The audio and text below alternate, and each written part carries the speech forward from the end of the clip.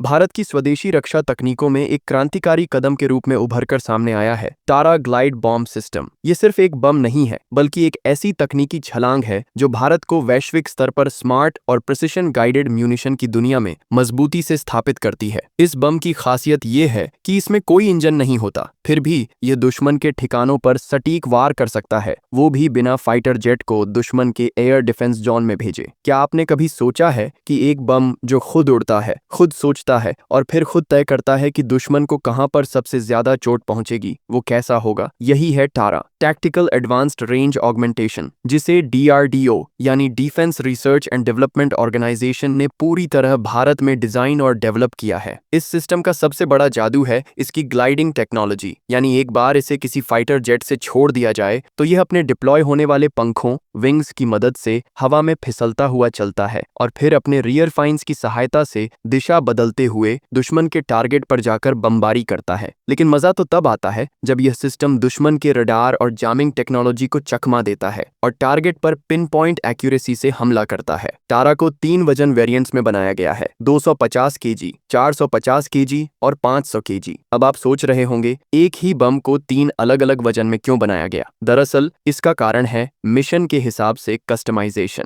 जैसे छोटे mobile targets, radar systems, tanks या मूविंग कॉन्वॉयज पर हमला करने के लिए हल्का बम चाहिए, वहीं जब बात हो किसी बंकर, ब्रिज या अंडरग्राउंड स्ट्रक्चर को उड़ाने की, तब हेवियर वेरिएंट का इस्तेमाल होता है। और इस मॉड्यूलर डिजाइन का एक और कमाल ये है कि डीआरडीओ ने पुराने जनरल पर्पस और हाई स्पीड लो ड्रैग बॉम्ब्स की केसिंग्स का दोबारा इस्तेमाल किया है। इससे नई टेक्नोलॉजी मिलने के साथ साथ कॉस्ट भी कम हो गई है और एग्जिस्टिंग लॉजिस्टिक्स सिस्टम भी डिस्टर्ब नहीं होता। अब बात करें टारा की कंपैटिबिलिटी की, तो ये इंडियन एयरफोर्स के मौजूदा जेट्स जैसे जैगवार, मिराज 2000 और Su-30 MKI के साथ सीमलेसली इंटीग्रेट हो सकता है। मतलब न कोई नया विमान खरीदने की जरूरत, न कोई मेजर एयरक्राफ्ट मॉडिफिकेशन, बस हथियार में इंटेलिजेंस डाल दो और दुश्मन के होश उड़ा दो। अगर आप सोच रहे हैं कि बिना इंजन के ये ग्लाइड बॉम्ब आखिर कितनी दूर तक जा सकता है, तो इसका जवाब है काफी दूर। ऑफिशियली तो इसकी रेंज क्लासिफाइड है, लेकिन मिलिट्री एक्सपर्ट्स का मानना है कि ये बम 50 से 70 किलोमीटर तक ग्लाइड कर सकता है, वो भी डिपेंडिंग ऑन रिलीज हाइट और एयरक्राफ्ट स्पीड। ये कैपेबिलिटी उसे दुनिया के सबसे एडवांस्ड ग्लाइड बॉम्ब्स जैसे JDAM यानी जॉइंट डायरेक्ट अटैक म्यूनिशन के बराबर खड़ा करती है। अब आते हैं इस सिस्टम के दिमाग पर, यानी इसका गाइडेंस मैकेनिज्म। टारा में 3 लेयर्स की गाइडेंस टेक है। सबसे पहले इनर्शियल नेविगेशन सिस्टम, जो GPS के साथ कोऑर्डिनेट करता है और मिड कोर्स ट्रेजेक्टरी को कंट्रोल करता है। लेकिन मान लीजिए GPS को किसी एनिमी जैमिंग सिस्टम ने ब्लॉक कर दिया, तब क्या होगा? तब काम आता है इसका CCD plus IIR dual mode Sikar, जो विजिबल और इंफ्रारेड दोनों स्पेक्ट्रम में टारगेट को आइडेंटिफाई कर सकता है। और फिर आता है इसका master stroke, semi active laser Sikar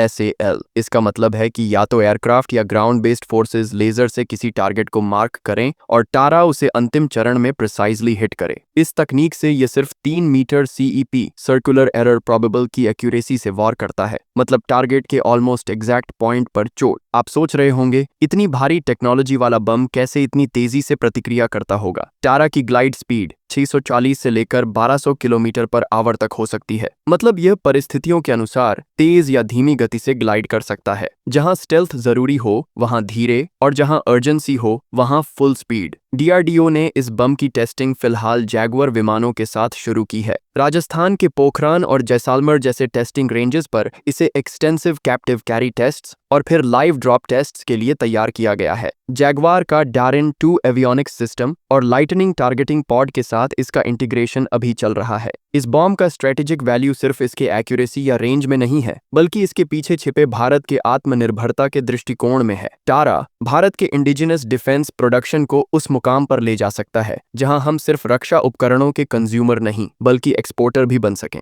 इसकी cost effective manufacturing, reduced dependency on foreign technology और स्वदेशी सेंसर्स, फाइन्स और गाइडेंस सिस्टम्स हमें एक मजबूत सैन्य तकनीकी इकोसिस्टम की तरफ ले जाते हैं। इस पूरी परियोजना ने सिर्फ एक बॉम्ब नहीं बल्कि फ्यूचर वेपन सिस्टम्स की नींव रखी है। Scene matching algorithms, thermal seekers, autonomous terminal navigation, ये सभी कैपेबिलिटीज आगे चलकर स्मार्ट लॉइटरिंग म्यूनिशंस या AI इनेबल्ड स्वार्म ड्रोन्स में इस्तेमाल की जा सकती हैं। भारत जैसे देश के लिए जहां हम एक साथ मल्टीपल फ्रंट थ्रेट्स और इलेक्ट्रॉनिक वॉरफेयर के दौर में जी रहे हैं, टारा जैसी वेपन सिस्टम्स हमारी कॉम्बैट कैपेबिलिटी को नेक्स्ट जनरेशन की ओर पुश करते हैं। ये बॉम्ब न केवल दुश्मन के रेडार सिस्टम्स को चैलेंज करता है, बल्कि उन्हें चकमा देकर प्रिसाइज प्रिसाइज स्ट्राइक करता है बिना पायलट की जान को खतरे में डाले। और सबसे मजेदार बात यह है कि ये पूरा सिस्टम लगभग ऑपरेशनल रेडीनेस की स्थिति में है। 2024 के अंत तक मैन्युफैक्चरिंग कंप्लीट हो चुकी थी और अब फाइनल यूजर ट्रायल्स की ओर बढ़ रहा है। एक बार जब इसे क्लियरेंस मिल जाती है तो इंडियन एयरफोर्स को एक ऐसा हथियार मिल जाएगा जो सिर्फ स्मार्ट नहीं बल्कि एनिमी डिटरेंस में गेम चेंजर साबित होगा। इस कहानी से यही स्पष्ट होता है कि भारत अब सिर्फ एक बाजार नहीं रहा, वह अब एक निर्माता है, एक ऐसा निर्माता जो भविष्य के युद्धों में निर्णायक भूमिका निभाने के लिए तैयार है। तारा इसका सबसे चमकता हुआ उदाहरण है, तेज, सटीक, स्वदेशी। अगर आप डिफेंस टेक में रुचि रखते हैं तो तारा के अपडेट्स पर नजर रखना बेहद जरूरी है, क्योंकि यह वेपन आने वाले सालों में